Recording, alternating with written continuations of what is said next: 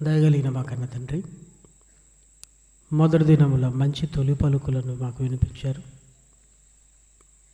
ఈ రోజు నుంచి వాక్య భాగంలోనికి ప్రవేశించడానికి సిద్ధపడుతుండగా కృప చూపంటే మా కుటుంబాలను కట్టుకొనగలిగి మహత్తు కలిగిన మీ మాటలను మాకు ప్రసాదించమని కోరుతూ క్రీస్తు నామముని ప్రార్థన అడుగుతున్నాం తండ్రి, ఆమేన్.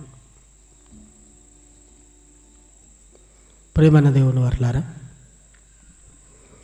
సౌర కుటుంబంలో దేవుని కుటుంబం అనే ఒక ఆలోచనతో కూడిన అంశాన్ని ఈ సంవత్సరపు బైబిల్ అధ్యయన తరగతులకు దేవుని మహాకృపను బట్టి టైటిల్ పెట్టడం జరిగింది. సౌర కుటుంబం అనే దానికి పిల్లల పాఠ్యపుస్తకాల నుంచి సౌర కుటుంబం అనగానే ఒక మంచి నిర్వచనాన్ని వ్రాయించి అంతరిక్షంలో ఒక కుటుంబం అని పిల్లలకు చిన్ననాటి నుంచే నేర్పించే పాఠాలు ఇప్పటి వరకు ఎన్నో మనం చదువుకున్నాం. కానీ అంతరిక్షంలో సూర్య కుటుంబంలోనే దేవుని కుటుంబం ఉందన్న ఆలోచన బైబిల్ చదువుతున్నప్పుడు మనము కూడా దేవుని కుటుంబంలో భాగమనే ఆలోచన కలిగినప్పుడు మనిషి సూర్య కుటుంబం మీద ఉన్నంత ఆలోచన ఈ భూమి పట్ల, భూమి మీద ఉన్న దేవుని కుటుంబంపై మనిషికి లేదనే చెప్పాలి. ఎందుకంటే ప్రారంభం నుంచి మానవ ఆవిర్భావం జరిగి మనిషి కుటుంబంగా ఏర్పడిన నాటి నుండి దేవునికున్న ఆలోచనలు చాలా గొప్పవి.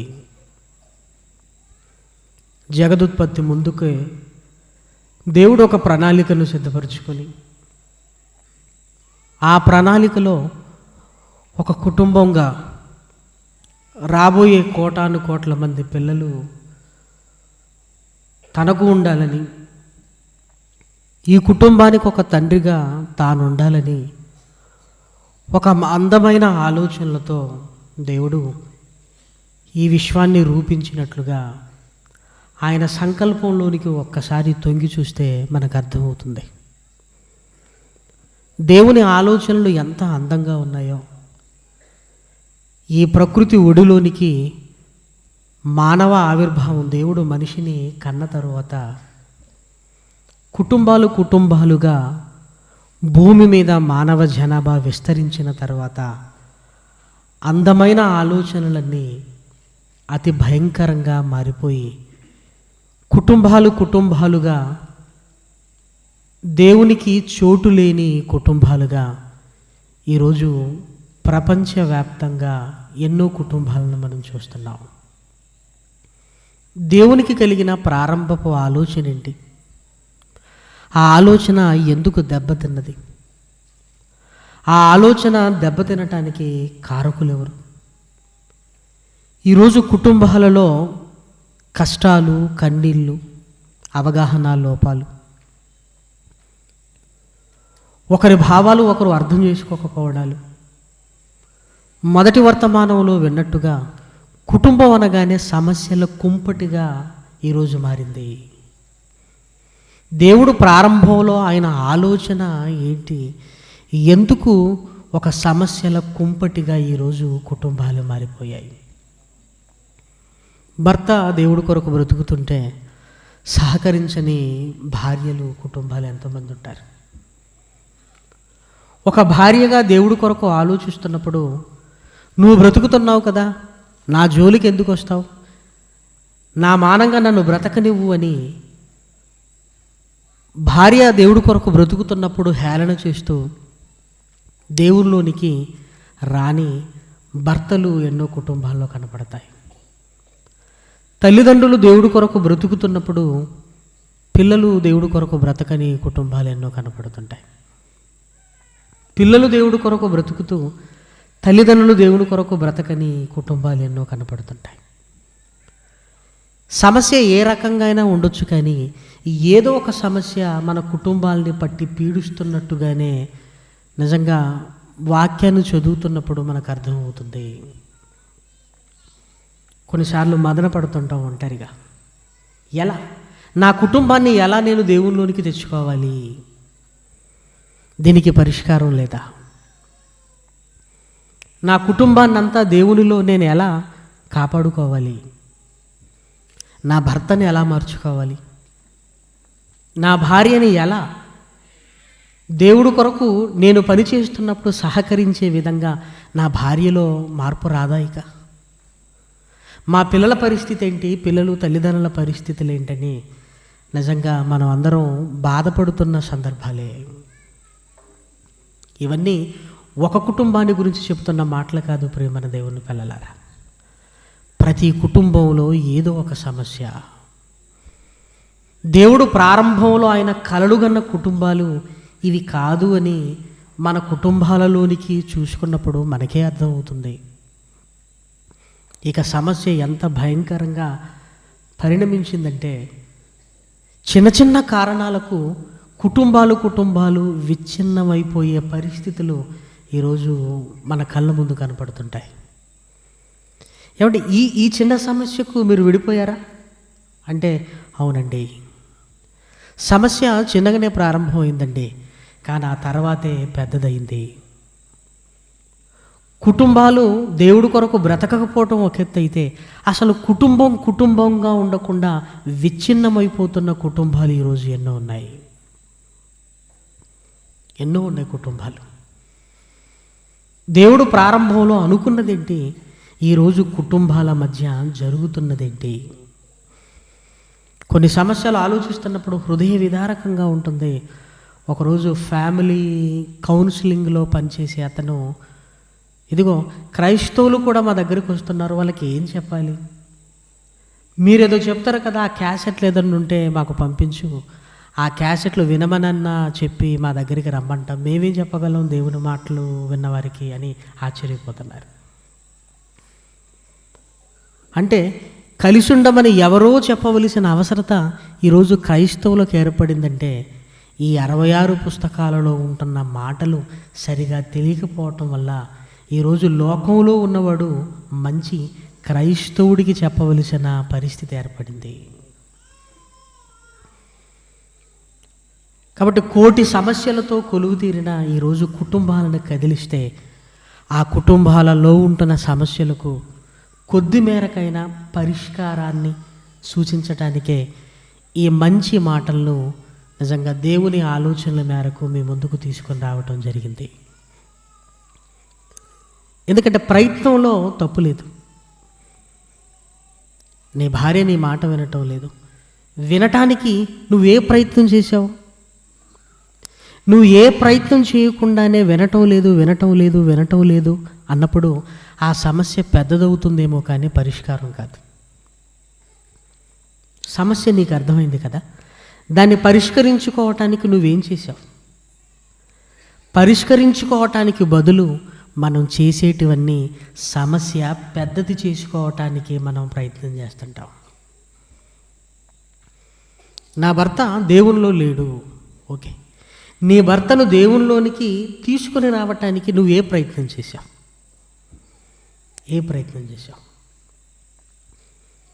నీ భర్త మారాలని నీకుంది కదా, మార్చుకోవటానికి నువ్వు ఏ ప్రయత్నాలు చేశారు? Number 1, number 2, number 3, number 4, number 5. ఏమంటే ఎన్నో రకాలుగా ప్రయత్నం చేశానండి, ఇంకేం చేయమంటారు అంటే పోన్లే శక్తి మేరకు నువ్వు కష్టపడ్డావు అని అనుకోవచ్చు. కానీ ప్రారంభంలోనే ఒక విసుగు, ఇతను ఇంతే, ఇక ఇతను మారడు. నువ్వు ఎప్పుడో అనుకోవలసిన మాటలను ప్రారంభంలో అనుకుంటూ సమస్యను పెద్దది చేసుకుంటున్నామేమో. మనం ఏమి చేయకుండానే ఇక మన వల్ల కాదనుకుంటున్నావేమో. ఆ పరిష్కారం కోసం ప్రయత్నం చేయకుండానే ఇక ఆ సమస్య మనకు తెలియకుండానే మనం పెద్దది చేసుకుంటున్నానేమో.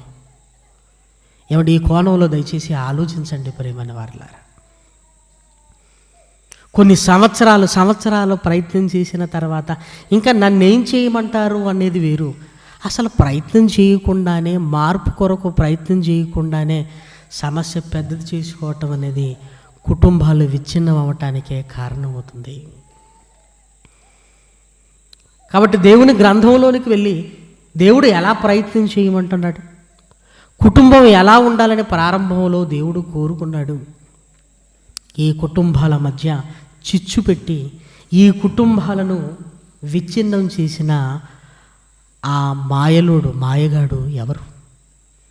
ఎందుకంటే దేవుని ఒక అందమైన ఆలోచనకు దెబ్బ తగిలింది.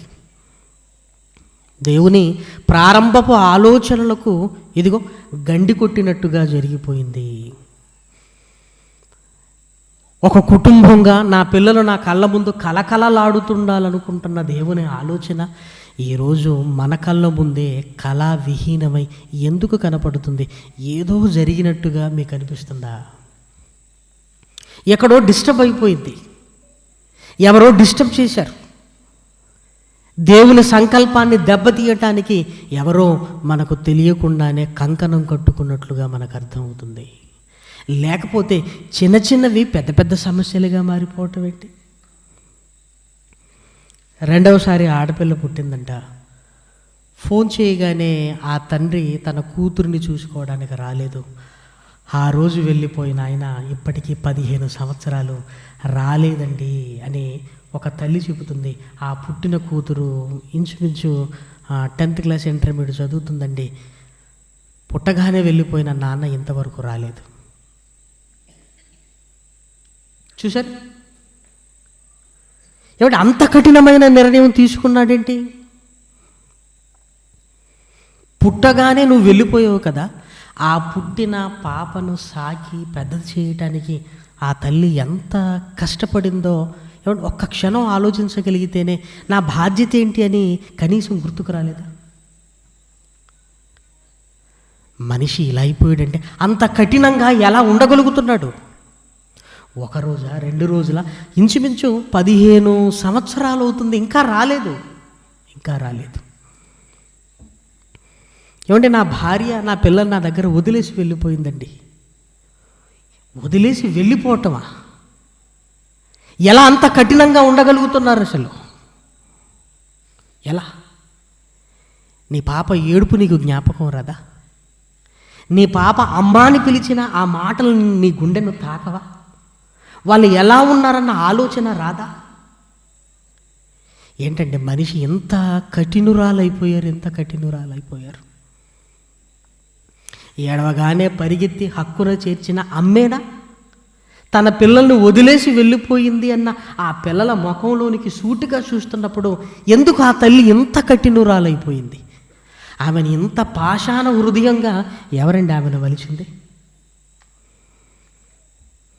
ఎందుకు ఇంత కఠినంగా నిర్ణయాలు తీసుకుంటున్నారు? విచిత్రం ఏంటంటే కలిసి సుఖంగా బ్రతకలేరట, విడిపోయి సుఖంగా బ్రతుకుతారట.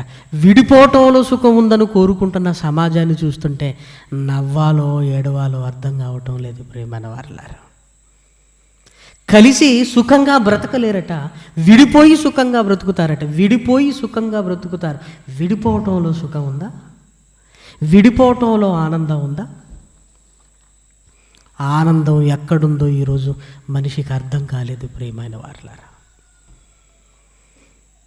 అందుకే కోర్టులలో లాయర్లు ఏమని వాదిస్తున్నారో తెలుసా? ఇదిగో కలిసిమెలిసి మీరు బ్రతకలేనప్పుడు విడిపోయి హాయిగా ఉండొచ్చు కదా, విడిపోతే హాయిగా ఉంటారని నువ్వు గ్యారెంటీ ఇవ్వగలవా? విడిపోతే వాళ్ళు హాయిగా ఉంటారని నువ్వు గ్యారెంటీ ఇవ్వగలవా? ఈరోజు మనిషి కూడా ఏమంటున్నాడంటే అదే బెటర్ కదండి అంటున్నాడు. అదే బెటర్ కదా అంటే కుటుంబాలు విచ్ఛిన్నమైపోవాలి. ఈరోజు మనిషి పరిష్కారాలను చూస్తుంటే కుటుంబాలను కట్టే మాటలు మనిషి దగ్గర లేవు ప్రియమైన దేవుని పిల్లలారా.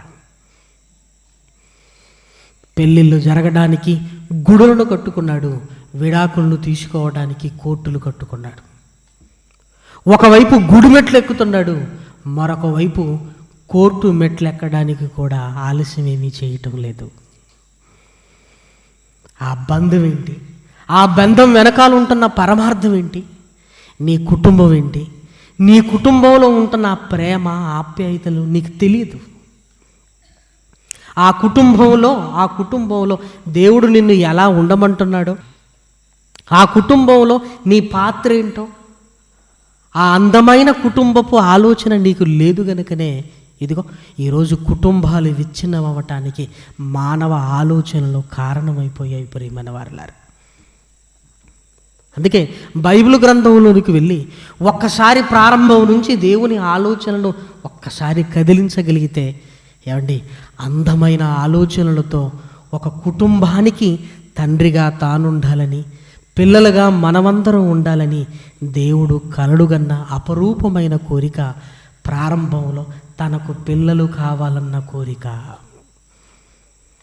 ప్రారంభంలో దేవుని ఆలోచన చూస్తుంటే తాను తండ్రిగా మనమందరం ఆయనకు కుటుంబంగా బ్రతకాలని ఒక అద్భుతమైన ఆలోచనతో దేవుడు ఉన్నట్లుగా మనకు అర్థమవుతుంది.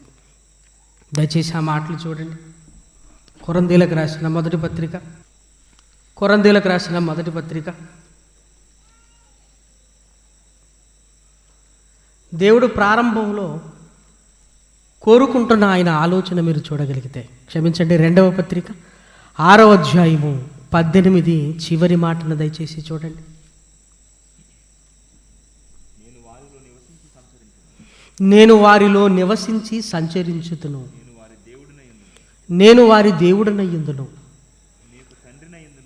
మీకు తండ్రినయ్యుందును, మీరు నాకు కుమారులను కుమార్తెలునయ్యుందురు. దేవుని ఆలోచన, ప్రారంభపు దేవుని ఆలోచన, పరలోకంలో ఉన్న కన్న తండ్రి ఆయనకున్న ఆలోచన ఏంటంటే, నేను దేవుడుగా ఉండాలన్న ఆలోచన కన్నా నా పిల్లలకు నేను తండ్రిగా ఉండాలి, వారు నాకు ప్రజలు అన్న మాట కన్నా దేవుడు నాకు కుమారులుగా కుమార్తెలుగా ఉండాలి, నాకు కుమారులుగా కుమార్తెలుగా ఉండాలి. ఇది జగదుత్పత్తి ముందుకు దేవునికి కలిగిన ఆలోచన. ప్రారంభంలో దేవునికి కలిగిన ఒక అద్భుతమైన ఆలోచన, ఒక కుటుంబాన్ని గురించిన ఆలోచన. నేను తండ్రిగా ఉండాలి, వారు నాకు కుమారులుగా కుమార్తెలుగా ఉండాలి, తండ్రి పిల్లలు ఒక కుటుంబంగా ఉండాలి అనేది ప్రారంభంలో దేవుని ఒక అందమైన ఆలోచన. ఇదిగో కుటుంబం తనకు కావాలన్న ఒక ఆలోచన. ఇంకా బైబిల్లో మీరు చూడగలిగితే దేవుని ఆలోచనలన్నీ కుటుంబాన్ని చుట్టూ, మన చుట్టూ మనమే ఒక కుటుంబంగా దేవుడికి ఉండాలన్న కోరిక కలిగిన మాటలు బైబిల్లో మనకు కనపడుతూనే ఉంటాయి. హెబ్రీయులకు రాసిన పత్రిక 12వ అధ్యాయంలో రాయబడిన మాట కూడా దయచేసి మీరు చూడగలిగితే, హెబ్రీయులకు రాసిన పత్రిక 12వ అధ్యాయము 9వ వచనం. హెబ్రీయులకు రాసిన పత్రిక 12వ అధ్యాయము 9వ వచనం. మరియు శరీర సంబంధులైన తండ్రులు మనకు శిక్షకులై ఉండిరి, వారి యందు భయభక్తులు కలిగి ఉంటిమి. అట్లయితే ఆత్మలకు తండ్రి అయిన వానికి, అంటే నా పిల్లలు నా యందు భయభక్తులు కలిగి ఉండాలి. శరీర సంబంధమైన తండ్రికి ఎలా లోబడుతున్నామో, ఇదిగో ఆత్మలకు తండ్రిగా దేవుడు ఉండాలని, నా పిల్లలు నాకు లోబడాలి, ఒక తండ్రిగా నాకు లోబడాలి అన్న ఆలోచన దేవుని ప్రారంభపు ఆలోచన. అందుకే ఒక కుటుంబంగా మనం ఉండాలని కోరుకున్నాడు గనుకనే ఆత్మను బట్టి మన అందరిలోనికి వ్యాపించాడు. ఆత్మలకు తండ్రిగా అందరికీ పైగా దేవుడున్నాడు. అందుకే శరీరాన్ని బట్టి ఆలోచించిన, ఆత్మను బట్టి ఆలోచించిన మన ప్రారంభం అనేది దేవుడే అని, శరీరాన్ని బట్టి ఆలోచించిన, ఆత్మను బట్టి ఆలోచించిన మనకిట్టే అర్థమవుతుంది. ఒకవేళ ఆత్మను బట్టి మనం ఆలోచించామనుకోండి, ఒకప్పుడు మనం అందరము పరలోకంలో ఉన్నవారము, పరలోకంలో ఉంటున్న దేవునిలో ఉంటున్న మనం భూమి మీదికి వస్తున్నవారం ఆత్మను బట్టి. బైబిల్ గ్రంథంలో ఆ మాట కూడా మీరు చూడగలిగితే ఎఫెసీలకు రాసిన పత్రిక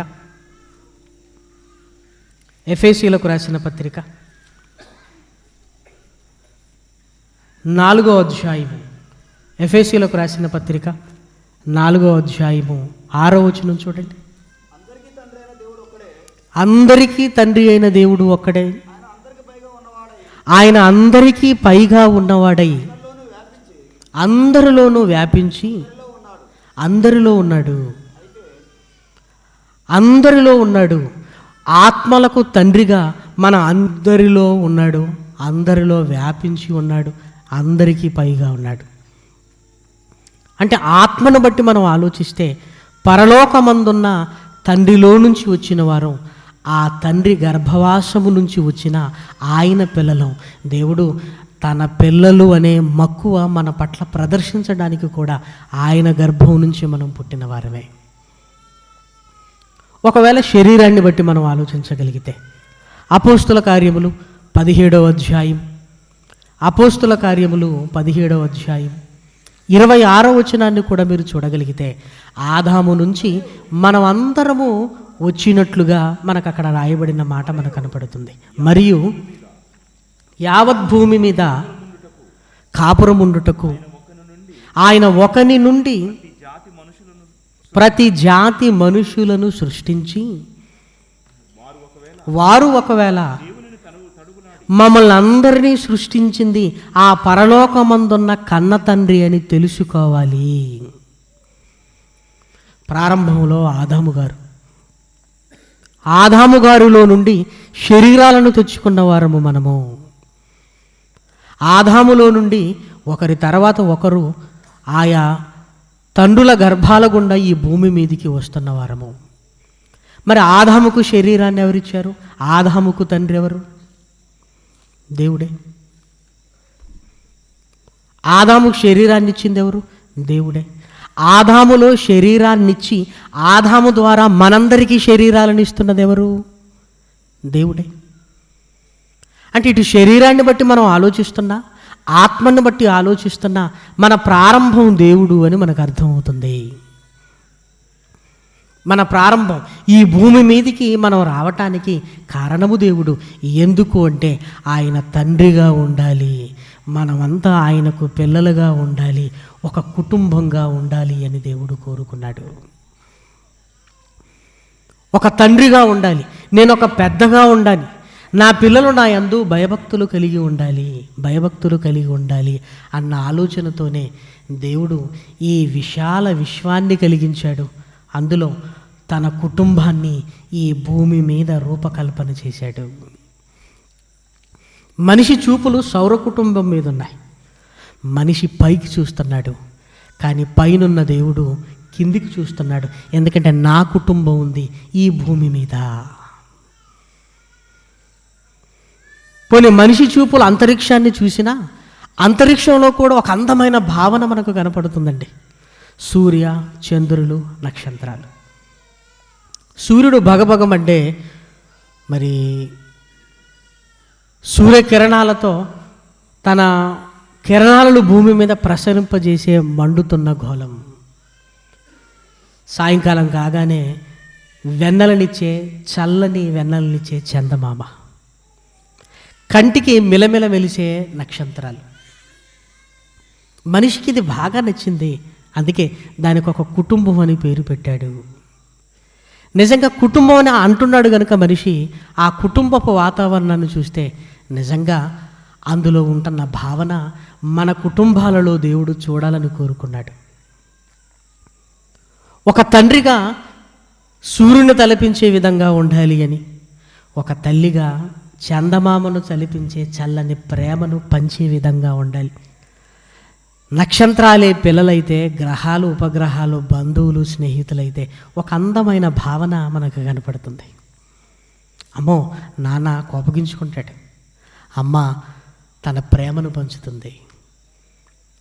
మనిషికి ఆ భావన నచ్చింది కానీ అదే భావన తన కుటుంబంలో చూపించలేకపోయాడు. అదే భావన ఇంత అందంగా నా కుటుంబాన్ని దేవుడు చూడాలనుకుంటున్నాడు అన్న సంగతి మరిచిపోయాడు. సౌర కుటుంబాన్ని చూస్తున్నాడు, కానీ అందులో ఉన్న భావన దేవుడు మన కుటుంబాలలో ఉండాలి అని కోరుకున్నాడని ఎంతమందికి అర్థమైంది? ఏమంటే ఒక సినిమా విడుదల కాగానే పేపర్లు రాస్తూ మంచి కుటుంబ కథా చిత్రం అంటుంటారు. అంటే ఒక మంచి కుటుంబం ఎలా ఉండాలో సినిమాలలో చూసి సంతోషపడవలసిన స్థితి ఈరోజు మనకు దాపరించింది. ఎందుకంటే సినిమాలలో నటించేవారిని చూపించి మంచి కుటుంబం అన్నారే తప్ప జీవించేవారిని సమాజం చూపించలేకపోయింది. ప్రియమైన వారలారా,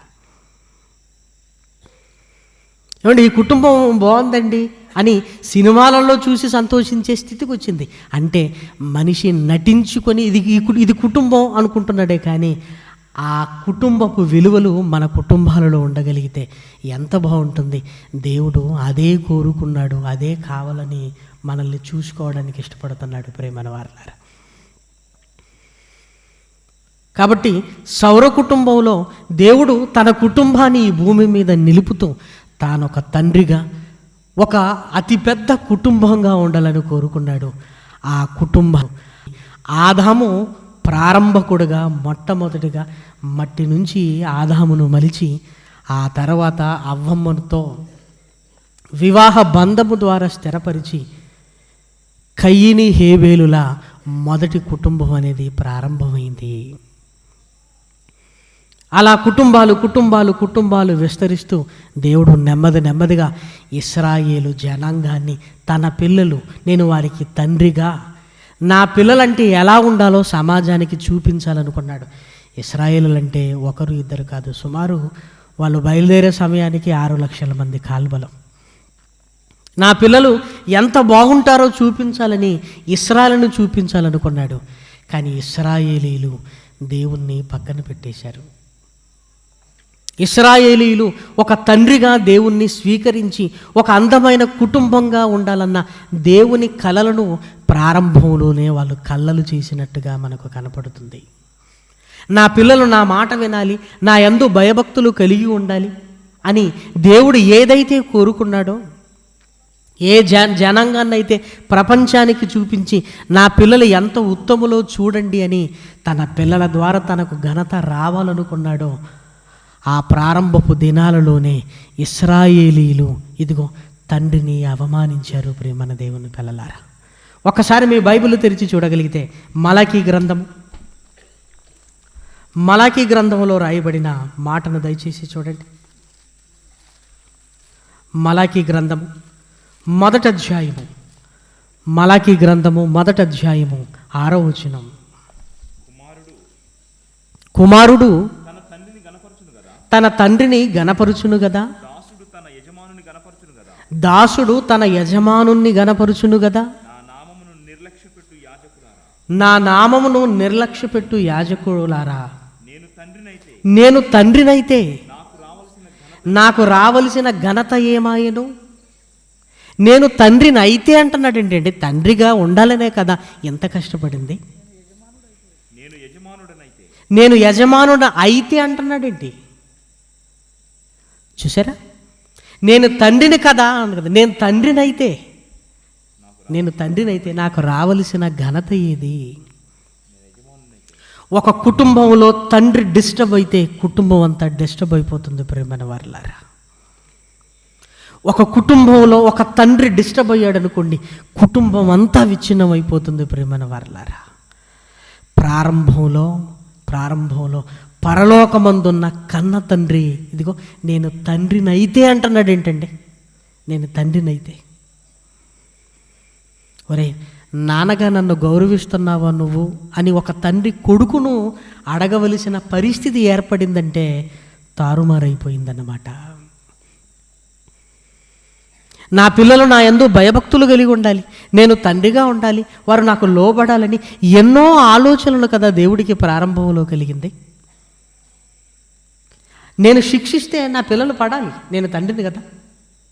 శరీర సంబంధమైన తండ్రులు శిక్షిస్తే మీరు అర్థం చేసుకున్నప్పుడు, నేను శిక్షించిన నా పిల్లలు నన్ను అర్థం చేసుకోవాలి అని దేవుడు ఉన్నతంగా కోరుకుంటూ మంచి కోసమే కదా నేను ఏదైనా చేసేది అని నన్ను నా పిల్లలు అర్థం చేసుకోవాలి, నా కీర్తి నా గొప్పతనం నా పిల్లల ద్వారా సమాజానికి చాటాలి అని ఒక ఉన్నతమైన ఆలోచనలతో కుటుంబానికి పునాది వేసి ఒక్కొక్కరి ద్వారా ఒక అతిపెద్ద కుటుంబాన్ని ఈరోజు జగమంత కుటుంబం నాది అని చెప్పాలనుకున్న దేవుడికి ఏమంటే మలాకీ గ్రంథానికి రాగానే నేను తండ్రిని అయితే అంటున్నాడంటే తండ్రిని విడిచిపెట్టారా? ఇశ్రాయేలీయులు తండ్రిని విడిచిపెట్టారా? తండ్రి మాకు అవసరం లేదంటున్నారా? తండ్రే అవసరం లేదంటుంటే ఆ కుటుంబం ఇంకెలా ఉంటుందండి? దేవుని కుటుంబం అన్న పేరులో దేవుడు పోయాడు, కుటుంబం మిగిలింది. ప్రియమైన వారలారా, సౌర కుటుంబంలో సూర్యుని లేని కుటుంబాన్ని మీరు ఊహించగలరా? సౌర కుటుంబం అని ఈరోజు పేరు పెట్టుకున్నాం. సూర్యుని లేని కుటుంబాన్ని మీరు ఊహించగలరా? సూర్యుడు లేని కుటుంబమా? ఒకవేళ సూర్యుడు లేకపోతే ఈ ప్రపంచం ఎలా ఉంటుందో ఒక్క నిమిషం ఆలోచించండి. ఊహించగలరా? సూర్యుడు లేకపోతే ఈ ప్రపంచాన్ని ఊహించగలరా? కష్టం కదండి. సూర్యుడు లేకపోతేనా? ఈరోజు ప్రపంచం మనుగడ సాగించడానికి సూర్యుని అవసరత ఎంతుందో శాస్త్రవేత్తలకు అర్థమైంది కనుకనే సూర్య కుటుంబం అన్నారు. ఇదిగో ఈ భూమి మీద దేవుని కుటుంబానికి పునాదులు వేస్తుంటే కుటుంబంలో దేవుడు పోయాడు, కుటుంబాలు మిగిలాయి. దేవుడు లేని కుటుంబం ఇంకెలా ఉంటుంది చెప్పండి? ఇంకా ప్రారంభంలో దేవుడు వెళ్ళిపోయాడు. నేను తండ్రినైతే నాకు రావలసిన ఘనత ఏమాయను?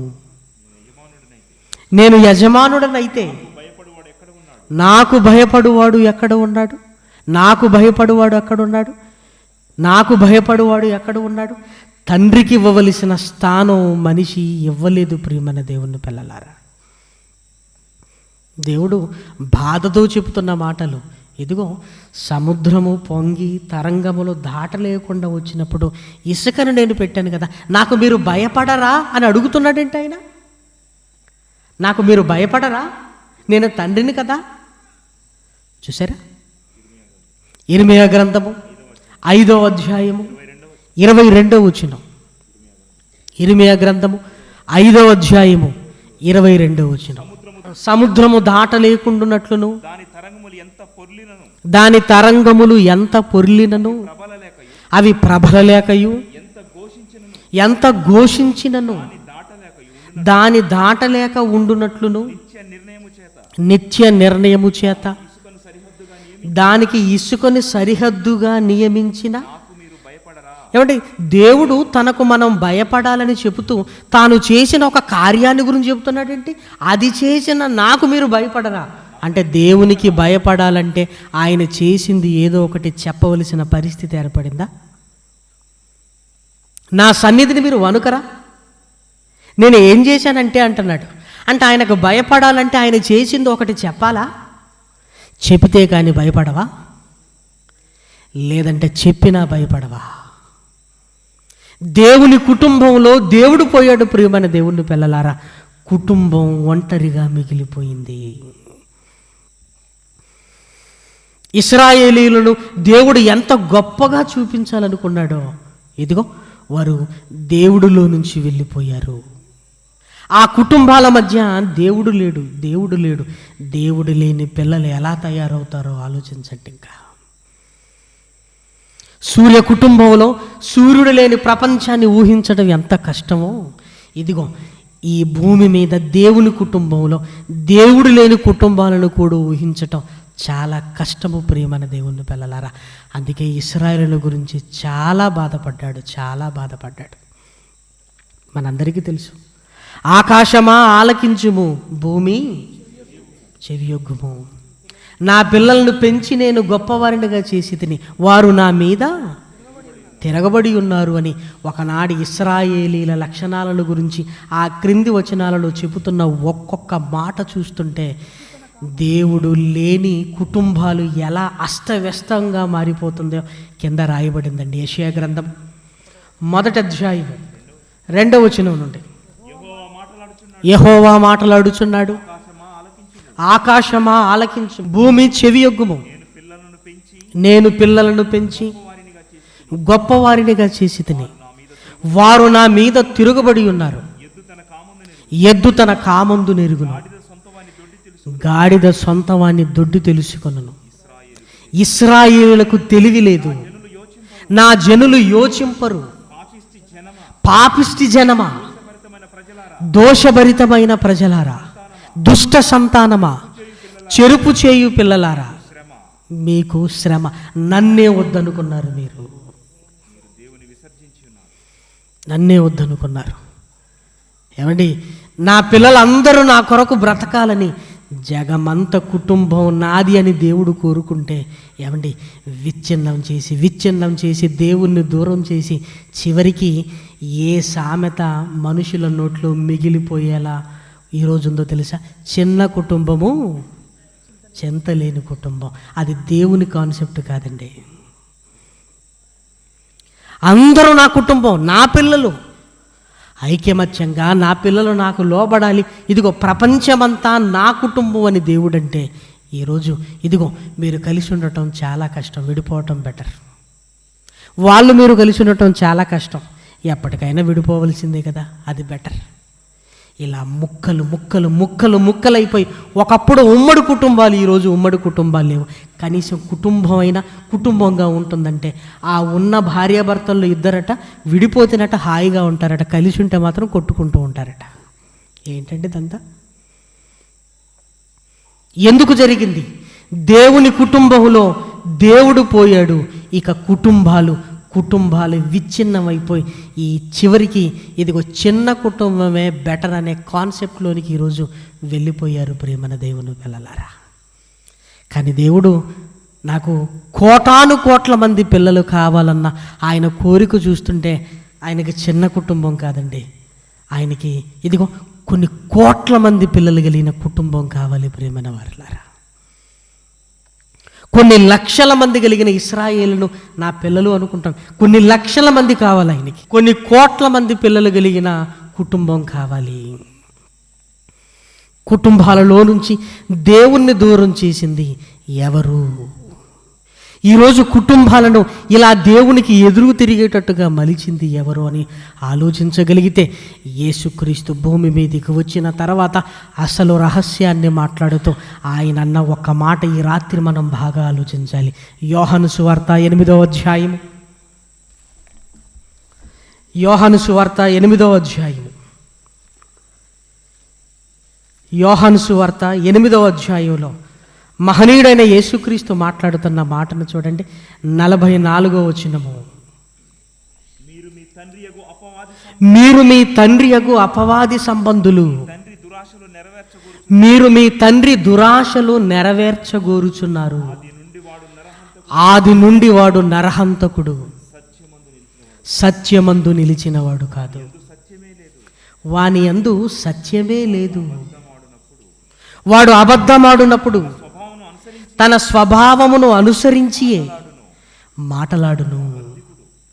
వాడు అబద్ధికుడు. వాడి క్యారెక్టర్ చూసారా? అబద్ధమునకు జనకుడు. ఇన్ని క్యారెక్టర్ కలిగిన వాడిని, అపవాదిని యేసుక్రీస్తు ఏమని సంబోధిస్తున్నాడు? మీరు మీ తండ్రి యగు అపవాది సంబంధులు. వీడెలా తండ్రి అయ్యాడు? మీరు మీ తండ్రి యగు తండ్రిగా అపవాదిని పెట్టుకున్నారు. పైగా మాకు అబ్రహాము తండ్రి అని మీరు అనుకోవటం అబ్రహాము. కానీ మీరు చేస్తున్న కార్యక్రమాలు చూస్తుంటే మీరు మీ తండ్రి యగు అపవాది సంబంధులు. నేను తండ్రిని అయితే అంటున్నాడంటే తండ్రి స్థానంలో నుంచి ఇదిగో దేవుణ్ణి సమాజం తీసేసింది. ఆ తండ్రి స్థానంలోనికి ఎవరొచ్చారో తెలుసా? ఆ తండ్రి స్థానంలోనికి ఎవరొచ్చారు? ఇదిగో మీరు మీ తండ్రి యగు అపవాది సంబంధులు. అపవాది వచ్చాడు. వాడు వచ్చాయంటే కుటుంబాలు విచ్ఛిన్నం కాకపోతే ఏం చేస్తాయి? వాడు తండ్రిగా ఈరోజు ఇదిగో కుటుంబాల మధ్య ఉన్నాడు అంటే విడిపోకపోమంటే కలిసి ఉండమని ఏమైనా సలహా ఇస్తాడా? వాడు అబద్ధికుడు, అన్నదమ్ములను ఎడబాపినవాడు, నరహత్య చేయించినవాడు, కుటుంబాలను కూల్చినవాడు, కుటుంబాలలో పిల్లలను తండ్రులకు కాకుండా తండ్రులను పిల్లలకు కాకుండా ఎడబాపినవాడు వాడి ఆగడాలు అన్నీ ఇన్ని కాదు. దేవుడి కొరకు మనం బ్రతకడం, దేవుణ్ణి తండ్రిగా పిలవటం వాడికి ఇష్టం లేదు. ప్రారంభంలో సింహాసనాన్ని ఆశించాడు. ఆ సింహాసనం మీద తండ్రి ఇదిగో ఒక కుటుంబాన్ని గురించి రూపకల్పన చేస్తుంటే ఆ ఆధిక్యత నాకు కావాలి అనుకున్నాడు. సింహాసనం దక్కలేదని కోపంతో పరలోకం నుంచి పడిపోయిన ఆకాశంలో తన సింహాసనాన్ని ఏర్పాటు చేసుకున్నాడు. ఆకాశ మండల దురాత్మల సమూహముతోనూ అన్నాడు. పరలోకంలో సింహాసనము దక్కలేదని ఇదిగో దానికి క్రిందుగానే ఆకాశ మండలంలో సింహాసనాన్ని వేసుకున్నాడు. అంతేకాదు, ఇదిగో దేవుణ్ణి మనం తండ్రి అని పిలవటం, ఆయన మనకు తండ్రిగా ఉండటం, మనం ఆయనకు భయపడటం, మనం ఆయన కొరకు బ్రతకటం వాడికి ఇష్టం లేదు. మనల్ని కనకపోయినా, మన గురించి ఆలోచించకపోయినా, మన గురించి వాడు ఈ ప్రకృతిని కలిగించకపోయినా ఇదిగో మనల్ని తన పిల్లలుగా చేసుకోవాలి. లేదు, నన్ను తండ్రి అని పిలవాలి. వారు నాకు లోబడాలి, నాకు భయపడాలి. ప్రారంభంలో దేవుడు ఏదైతే ఆలోచిస్తున్నాడో దానికి భిన్నంగా, దానికి విరుద్ధంగా, పూర్తి వ్యతిరేకంగా దేవుడు స్థానాన్ని తాను ఆక్రమించుకోవాలని, ఆ తండ్రిగా ఆ ఘనత తనకే దక్కాలి. నా పిల్లలను నేను చెప్పుకోవాలి అని పంతం పట్టాడు. దేవుడు ఎవరినైతే తన జనాంగంగా ప్రపంచానికి చూపించాలనుకున్నాడో ప్రపంచంలో విచ్ఛిన్నమైపోయిందండి ఇశ్రాయేలీల జనాంగము. చివరికి పరిస్థితి ఎలా అయిపోయిందో తెలుసా? నేను తండ్రినైతే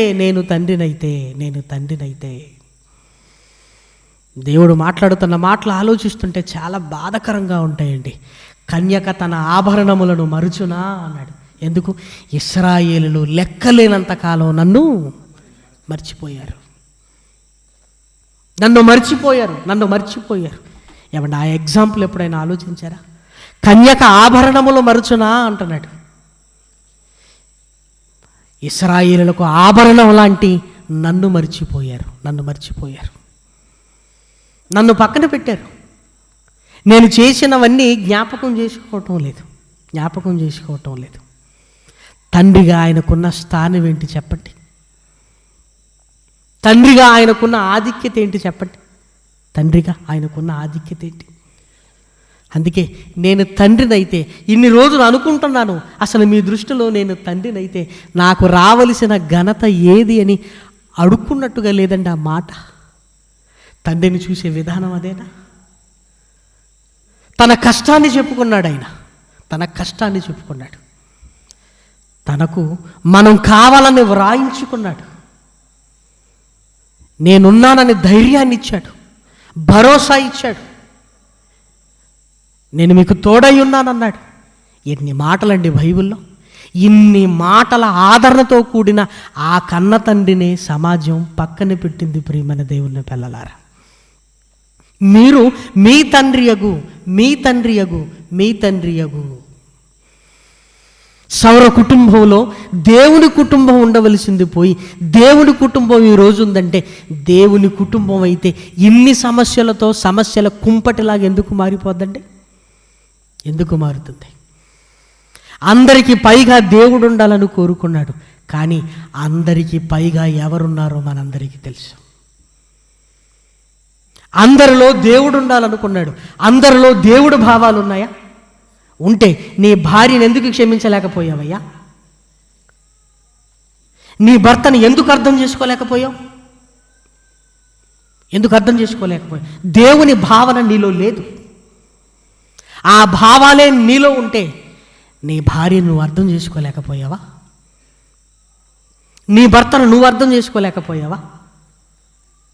దేవుని భావాలు ఈరోజు ఉన్నవా? మనిషి విడిపోవటానికి కారణాలు వెతుకుంటున్న కాలం వంటిది.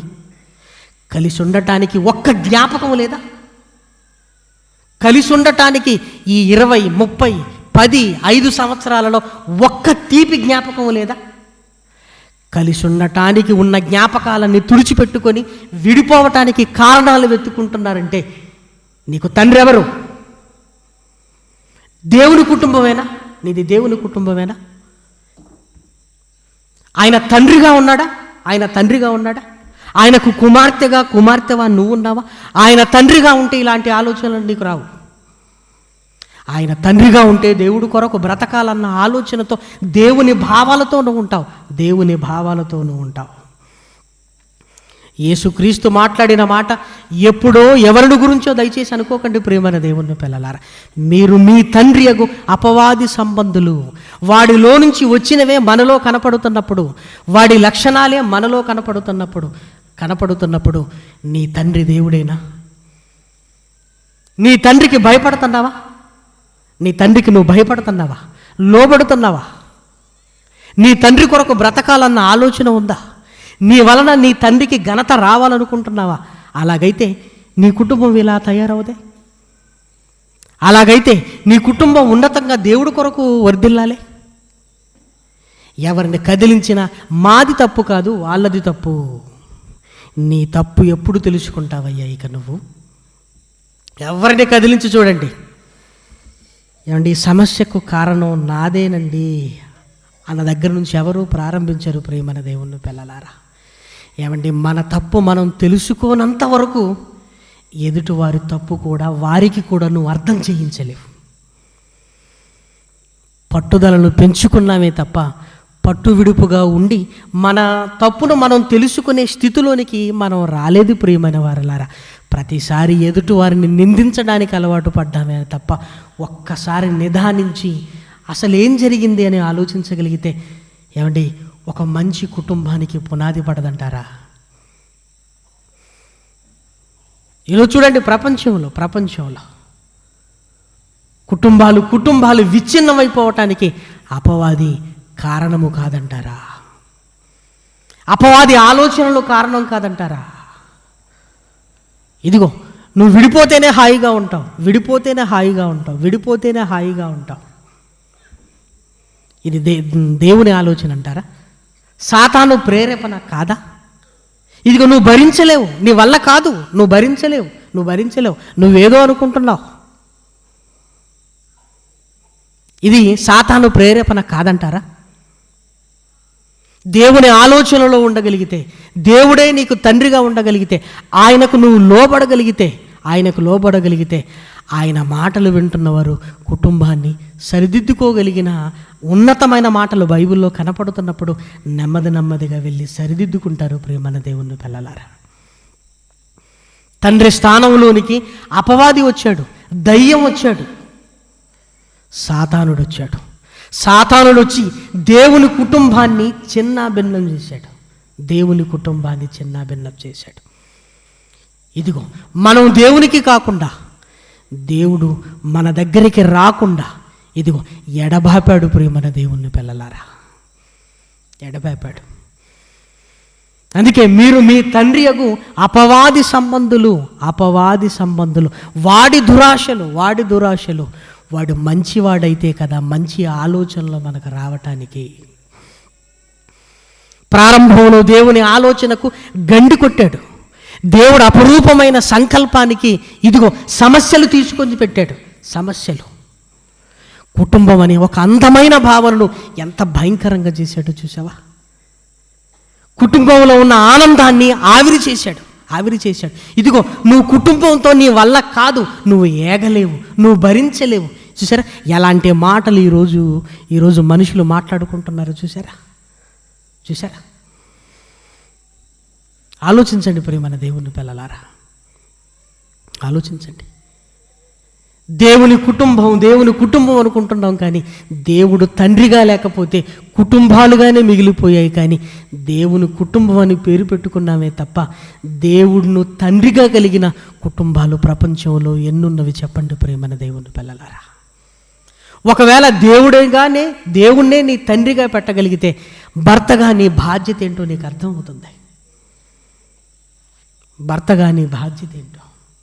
ఒకవేళ దేవుణ్ణి తండ్రిగా నువ్వు ఆలోచించగలిగితే, నువ్వు ఆయనకు లోబడుతుంటే, భార్యగా ఇదిగో నీ బాధ్యత ఏంటి, భార్యగా నీ పోర్షన్ ఏంటి, ఇదిగో దేవుని మాటలకు నువ్వు లోబడతావు. ఆయననే తండ్రిగా నువ్వు పెట్టుకుంటే, ఆయననే తండ్రిగా పెట్టుకొని ఆయన యందు భయభక్తులు కలిగి ఉండి ఆయన మాటకు లోబడితే, తల్లిదండ్రులుగా మన బాధ్యత ఏంటో మనం గుర్తిస్తాం. తల్లిదండ్రులుగా ఒకవేళ ఆయననే తండ్రిగా నువ్వు అనుకుంటే, ఆయనకే నేను కుమారుడుగా కుమార్తెగా ఉండాలని నువ్వు అనుకుంటే, ఇదిగో ఒక కుమారుడుగా ఒక కుమార్తెగా నీ తల్లిదండ్రుల పట్ల నీ బాధ్యత ఏంటో నువ్వు గుర్తిస్తావు. నువ్వు ఆయనకు కుమారుడు కనుక, ఆయన మాటలు నువ్వు వింటున్నావు కనుక, వింటున్నప్పుడు ఒక కుమారుడుగా నా తల్లిదండ్రుల పట్ల నేను ఏం చేయాలి, ఆ బాధ్యత నీకు గుర్తొస్తుంది. ఒక తల్లిదండ్రులుగా నా పిల్లల్ని ఎలా నేను చక్కగా దేవుళ్ళు పెంచుకోవాలో ఆ బాధ్యత ఒక తల్లిదండ్రులుగా నువ్వు తెలుసుకుంటావు. ఒక భర్తగా నీ బాధ్యత నువ్వు గుర్తిస్తావు. ఒక భార్యగా నా స్థితి ఏంటి, దేవుడు ఒక స్త్రీగా నన్ను ఎందుకు పుట్టించాడు, ఒక భార్యగా ఇదిగో నన్ను ఏం చేయమంటున్నాడు అని నువ్వు దేవునికి లోబడగలిగితే ఒక అందమైన కుటుంబం ఏర్పడుతుంది. ప్రియమైన దేవుని పిల్లలారా, దేవుణ్ణే పక్కన పెడితే ఆ కుటుంబం అస్తవ్యస్తం కాకపోతే ఇంకేంటి చెప్పండి. ఎందుకు కుటుంబాన్ని దెబ్బతీశాడో తెలుసా అపవాది? ఒక కుటుంబం పాడైపోతే ఆ కుటుంబంలో ఉంటున్న సమస్యలు అంటు రోగాలుగా ప్రపంచాన్నే పాడు చేయగలవు. ఈరోజు చాలామంది మేధావులు మాట్లాడుతుంటారు, ఏమండి పట్టణాలు ఈరోజు పాడైపోతున్నాయి అంటే, నిర్మాణం అనేది ఏదో నిర్మాణాత్మకమైన క్రియలు అనేది పట్టణాలను కాదు, ముందు గ్రామీణ ప్రాంతాల నుంచి ప్రారంభం అవ్వాలి. చాలామంది ఉంటారు, ఒక దేశం బాగుండాలంటే రాష్ట్రాలు బాగుండాలి, రాష్ట్రాలు బాగుండాలంటే జిల్లాలు బాగుండాలి, జిల్లాలు బాగుండాలంటే మండలాలు బాగుండాలి, మండలాలు బాగుండాలంటే గ్రామాలు బాగుండాలి, గ్రామాలు బాగుండాలంటే చివరికి రాగానే కుటుంబం అన్న పదం మనం తప్పనిసరి మాట్లాడవలసిందే. ఇంకా ఒకవేళ అడిగితే కుటుంబం బాగుండాలంటే కుటుంబంలో ఉంటుందా యజమాని, అక్కడి నుంచి ప్రారంభం అవుతుంది. కుటుంబంలో ఉన్న ప్రతి ఒక్కరూ దేవుని మాటలకు లోబడుతుంటే ఈ కుటుంబం ఇదిగో దేశం వరకు వెళ్ళిపోతుందంటే నిజంగా ప్రపంచమంతా నా కుటుంబంగా ఉండాలని దేవుడు ఎంత కోరుకుంటున్నాడని మనకు అర్థమవుతుంది. చూడండి, సాతాను కుటుంబాన్ని దెబ్బతి ఆ కుటుంబం దగ్గర నుంచి దేశం వరకు చిచ్చు పెట్టాడు. ఈరోజు ఆరని చిచ్చులా ఈరోజు మారిపోయింది ప్రియమైన దేవుని పిల్లలారా. కారణం అపవాది. మీరు మీ తండ్రియగు అపవాది సంబంధులు. సాతానుడే ఏమనుకుంటున్నాడో మనిషిని చూసి మీరు అనుకోగలిగితే, మత్తయి సువార్త 12వ అధ్యాయం, మత్తయి సువార్త 12వ అధ్యాయంలో రాయబడిన మాట, మత్తయి సువార్త 12వ అధ్యాయము 43-44 వచనాలు. పవిత్రాత్మ ఒక మనుషుణ్ణి వదిలిపోయిన తరువాత అది విశ్రాంతి వెతుకుచు నీరు లేని చోట్ల తిరుగుచుండును.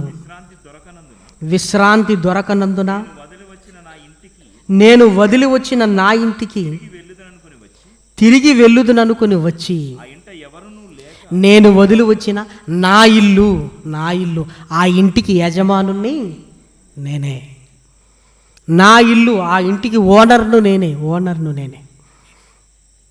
సాతానుడు మానవ ఆకారానికి యజమానుడుగా మారిపోయాడు. మనిషి పనుడైపోయాడు. వాడు చెప్పినట్లుగా ఆడమన్నట్టుగా ఆడేవాడుగా కీలు బొమ్మలా మారిపోయాడు. నా ఇల్లు తండ్రిగా వాడే కనపడుతున్నాడు, యజమానుడుగా కూడా వాడే కనపడుతున్నాడు. నా ఇల్లు, నావారు, వాళ్ళు నావారు, వారందరూ నావారు. అందుకే కుటుంబాల ముందు ఇదిగో అపవాది వచ్చాడు గనుకనే దేవుని అందమైన ఆలోచన దెబ్బతిన్నది ప్రియమైన దేవుని పిల్లలారా. మళ్ళీ దేవుని కుటుంబం ఇదిగో ఈ భూమి మీద దేవుడు కల్లారా చూడాలంటే ముందుగా చేయవలసింది ఏంటో తెలుసా? అపవాదిని తొలగించి దేవుణ్ణి ముందు పెట్టాలి. దేవుణ్ణి ముందు పెట్టి ఆయనకు మనం అందరం లోబడగలిగితే భర్తగా నువ్వు ఎలా ఉండాలో, భార్యగా నువ్వు ఎలా ఉండాలో, అదేవిధంగా పిల్లలుగా మనం ఎలా ఉండాలి, తల్లిదండ్రులుగా పిల్లల పట్ల మనం ఎలా ఉండాలి, బైబిల్లో అద్భుతమైన మాటలకు మనం లోబడగలిగితే మన కుటుంబాలను దక్కించుకునే మంచి మెలుకోగలిగిన మాటలు. ఎందుకంటే ప్రయత్నం చేద్దాం. నీ వల్ల కాదు అని నువ్వు అలిసిపోయినంత వరకు నువ్వు ప్రయత్నం చేయవు. ఏ ప్రయత్నం చేయకుండానే వీరి ఇంతే అని వదిలేకండి ప్రియమైన దేవుని పిల్లలారా. ఒక డాక్టర్ దగ్గరికి వెళ్ళి మనం చెప్పే మాట ఏంటి? ఏమండి, మీ శాయశక్తుల మీరు ప్రయత్నము చేయండి కాపాడటానికి అంటాం. నేనేం చేయలేనమంటే మీరు చేయగలిగింది చేయండి అని ఒక డాక్టర్ దగ్గర ఆరోగ్యాన్ని గురించి అర్థిస్తున్న నువ్వు కూడా నీ భర్త విషయంలో నువ్వు చేయగలిగింది చెయ్యకుండా మాత్రం నా భర్త మారడు అని నువ్వు అనకు. ఆ మాట వద్దు. ఆ మాట నువ్వు అనాలంటే ఎన్నో ప్రయత్నాలు నువ్వు చేసి ఉండాలి. నా భార్య ఇంతే అని నువ్వు అనకు ప్రారంభంలోనే. ఆ మాట నువ్వు అంటున్నావంటే కొన్ని వందల సార్లు నువ్వు ప్రయత్నించి ఉండాలి. ఏమీ లేకుండానే ఒక నిర్ణయం తీసుకున్నావు. ఆ నిర్ణయం వెనకాల ఇక వాళ్ళ గతి అంతే అనుకుంటున్నావు కదా. డాక్టర్ను మాత్రం శాయశక్తులా ప్రయత్నం చేయమన్నా నువ్వు కూడా ఒక ప్రయత్నం చేయరాదు.